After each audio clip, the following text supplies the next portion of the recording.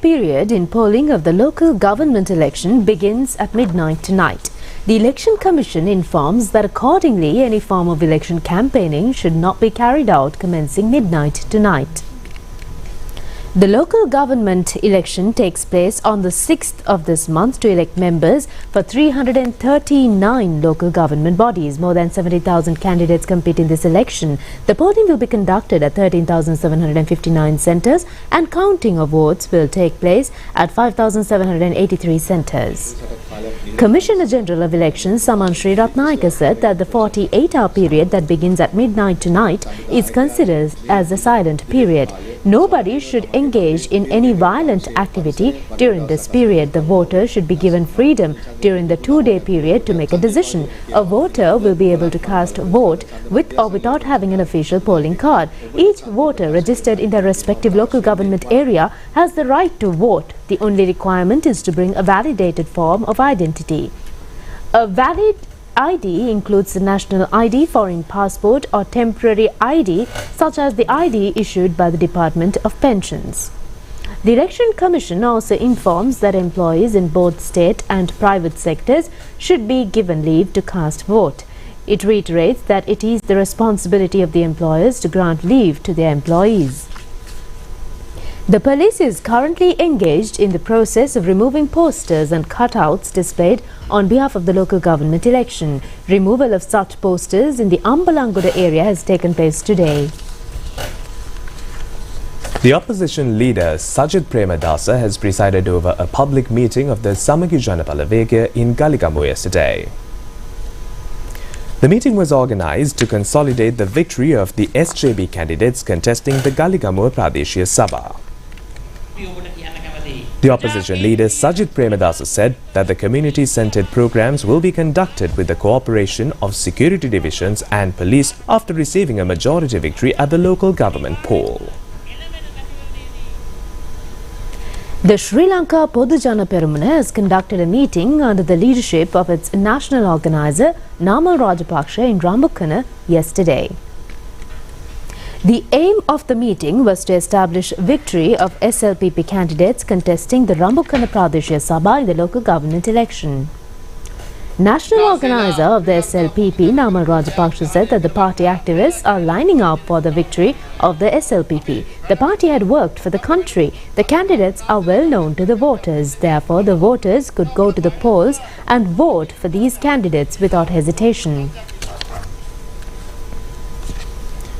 A public meeting of the Podujana Eksat Peramuna, including the Sri Lanka Freedom Party, was held under the leadership of SLFP President Nimal Siripala de Silva in Obesekarapura, Rajagiriya yesterday.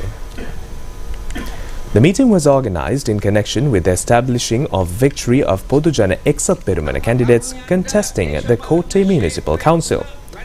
President of the SLFP, Nimal Siripala de Silva, said the youth of the country should be given an opportunity to work within the political field. The SLFP is ready for a change.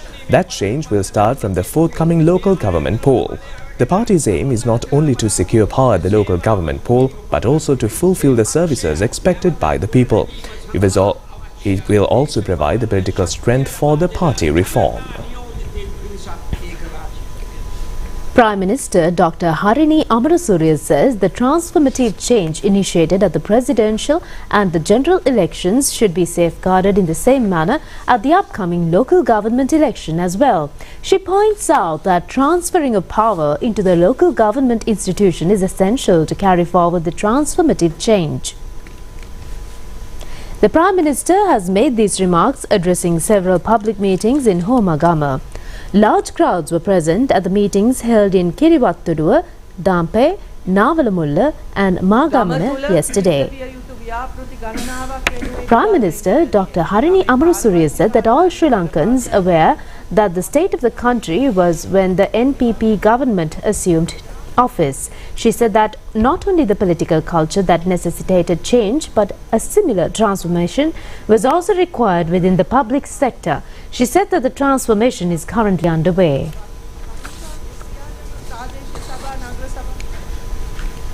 Minister Dr. Nalinda Jayatissa has revealed today that a sum of over 600 million rupees had been handed over as compensation for houses damaged to 92 Pradesh Sabha and Herbal Council representatives during the Aragale period.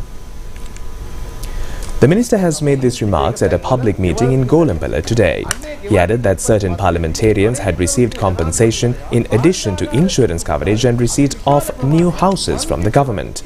Accordingly, former chairman of the Kegalle Urban Council had received 10.35 million rupees, former chairman of the Balangoda Urban Council 10.46 million rupees and former chairman of the Karandeniya Pradeshi Sabha 10.95 million rupees.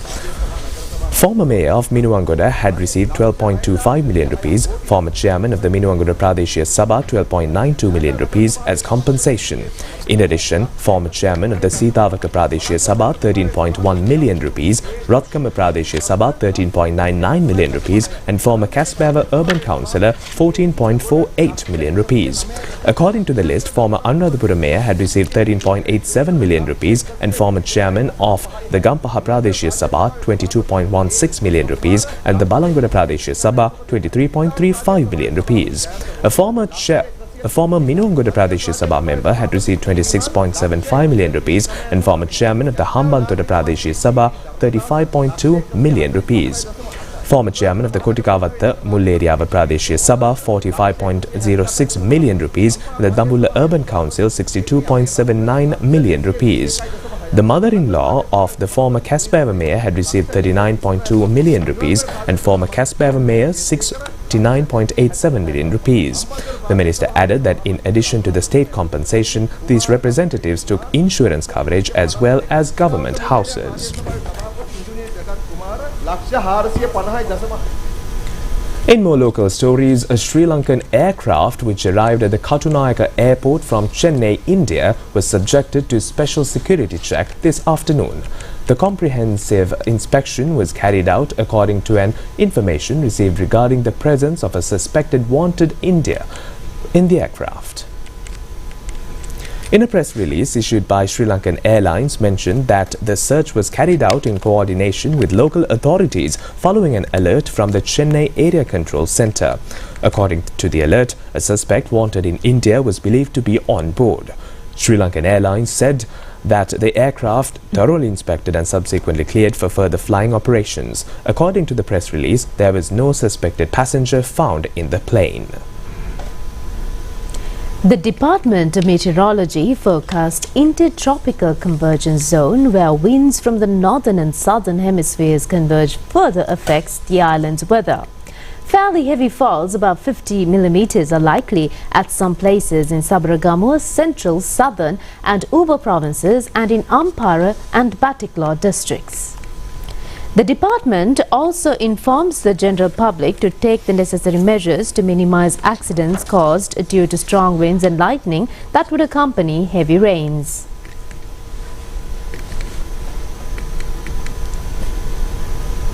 Heavy rains have necessitated to lift by 1 feet each of 2 sluice gates in the Kantale reservoir. Irrigation engineer Kantale says this facilitates the release of 400 cubic feet of water in a second. Overflowing of water in the Nuwara Vava, Anuradhapura has been witnessed as a result of heavy rains lashing on the upper catchment areas. The excess water is being released to the Malwatu Oya. The irrigation department says it will be compelled to open all sluice gates in the event of a significant increase in rainfall. The Police Media Division in a media release says investigations on the ragging incident at the Sabaragamuwa University have been handed over to the CID. According to the release, the Samanalavawa police station had recorded statements from 20 university students who had been subjected to ragging. This was according to a complaint received by the Samanalavawa police station on the 2nd of this month over an incident of ragging on a second-year technical faculty student of the Sabaragamuwa University on the 29th of last month. Further investigations on the incident were handed over to the CID according to a directive of the acting IGP. A media briefing to enlighten the relevant groups on the 2025 State Vesak Festival was held at the Government Information Department this morning. This year's State Vesak Festival will be conducted from the 10th to the 16th of this month, centering on the Nuwara district. Chief Registrar of the All Ceylon Shasanarakshaka Mandalaya, Venerable Mugunuwela Anuruddha Thera, said that this year's State Vesak Festival will be conducted under the theme Let's Associate with Noble Friends of Good Qualities. It will be conducted under the full sponsorship of the 3 armed forces and the Ministry of Defence. It is also hoped to resume the development of several projects which had been left abandoned in the Nuwara district during the State Vesak Festival. Nuwara District Secretary Nuwara District Secretary RADTN Thenakon said that according to the Ministry of Public Administration, themes have been reserved for each day of the festival from the 10th to the 16th of this month.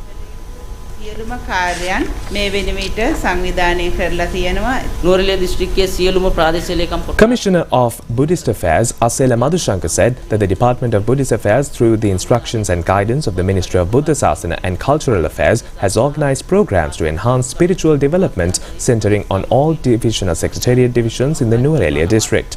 According to the cabinet paper issued by the Minister of Public Administration, all taverns and meat selling places throughout the island will be kept closed on the 12th, 13th and 14th of this month.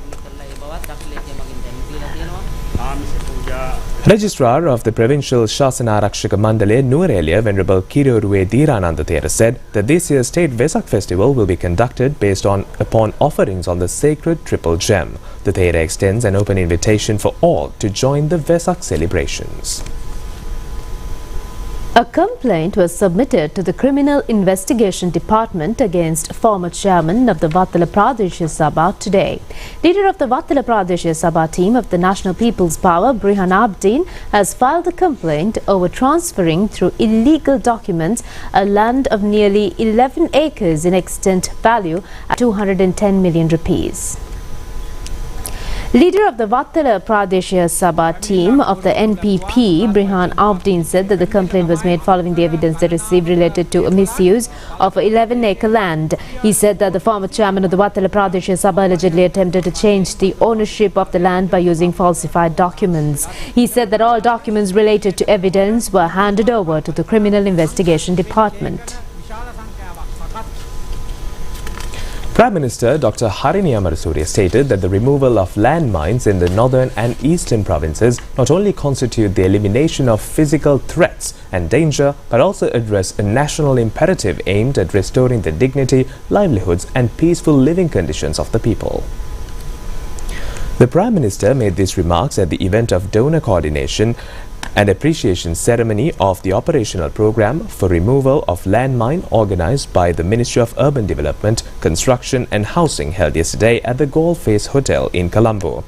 The Prime Minister said that she would extend her sincere gratitude to all the partnerships that are involved in this humanitarian cause of the removal of the landmine.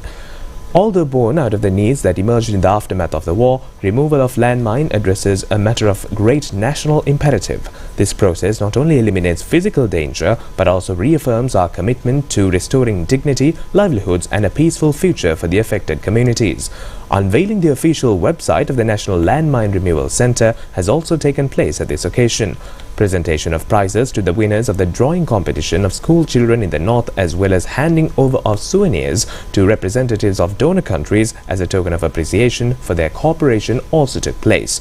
Minister of Urban Development, Construction and Housing Anura Karunatilaka and foreign representatives were also present. Minister Dr. Nalinda Jatisa says that the Mannar District Hospital will be turned into a fully fledged hospital with physical and human resources. He made these observations following an inspection tour at the hospital. The Mannar District General Hospital will be taken over by the central government and developed according to a specific plan. The aim is to provide a qualitative and optimum health service to the people in the Mannar district. The minister further said on this occasion that as a remedy to overcome the existing shortage of staff of the hospital, steps will be taken to assign to duties in this hospital of physicians who return to the island following completing overseas training. The cadres will also be filled through staff who complete training in local hospitals. Preparations are also underway to provide a CT scanner for patient treatment services.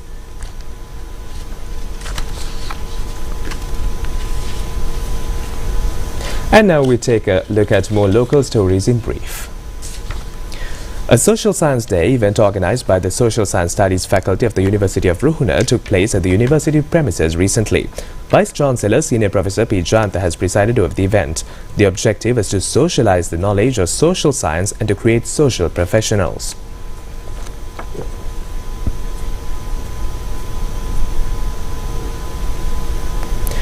The Colombo Magistrates Court has granted permission to the police today to detain and interrogate the main suspect of the Dan Prasad murder case who was arrested in the Cinnamon Garden Police Division last evening.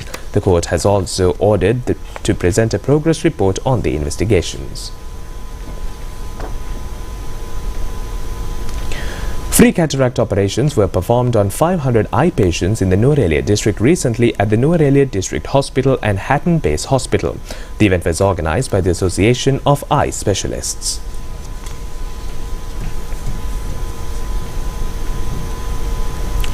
Deputy Minister T.B. Sarath says that the fertilizer subsidy being granted to the farmers by the government continues as usual. He requests farmers not to be deceived by false propaganda carried out by certain media in this connection. The Deputy Minister has made these remarks participating in an observation tour at the Agrarian Service Centre in Girithale, Polonnaruwa.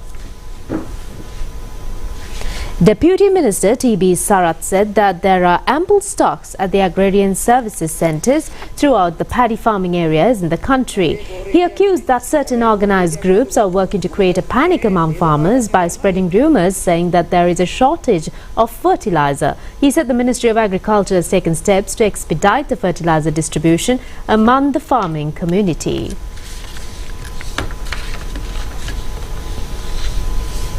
Well, that's it on local stories. We'll be back with news overseas. පළාත් පාලන මැතිවරණයට පෙරවදනක් Walk and talk with Chamara. මේ 4 ඉරිදා රාත්‍රී 7ට ජාතික රූපවාහිනියෙන්.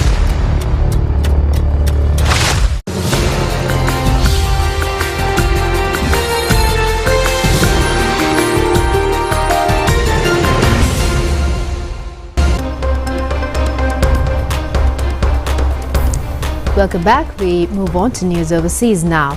A novel experience will be added.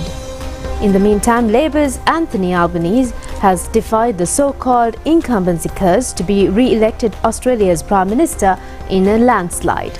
Now, the opposition leader Peter Dutton conceded defeat following his party's disastrous performances at the election. The official vote counting won't finish for days, but Albanese's centre-left government will dramatically increase its majority after the Conservative Liberal National Coalition suffered a thumping defeat nationwide. Labour leader Albanese said that the Australian people have voted for Australian values, for fairness, aspiration and opportunity for all, for the strength to show courage in adversity and kindness to those in need. Coalition leader Peter Dutton, who lost his own seat of 24 years, said he accepted full responsibility for his party's loss and apologised to his MPs. Following the result, the UK Prime Minister Sir Keir Starmer and US Secretary of State Marco Rubio both said they looked forward to deepening their bilateral relations with Australia.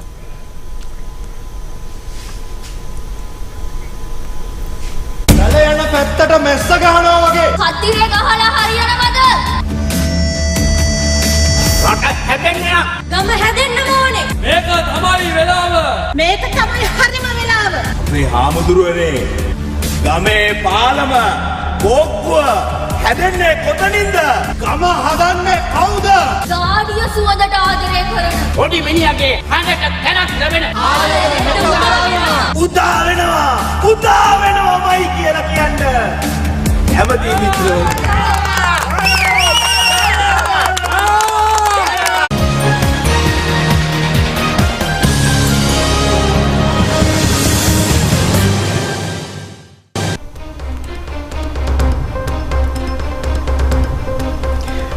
Taking a look at the sports developments for tonight, a novel experience will be added to the rugby fans of Sri Lanka through a rugby series between the visiting New Zealand and Sri Lanka teams.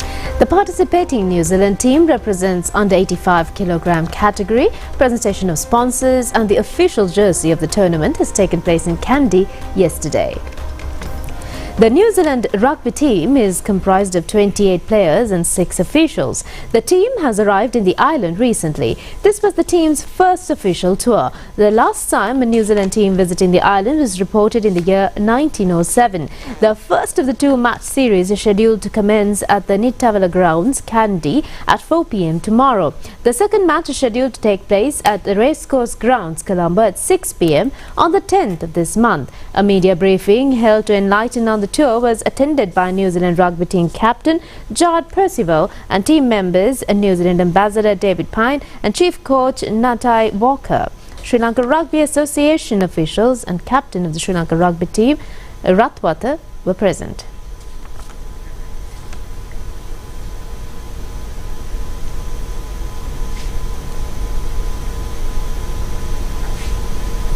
And with that, we wind up tonight's national news telecast. We come to you live at tomorrow, same time, same place. It's me, Sonal, alongside Sherifa. Have a good night.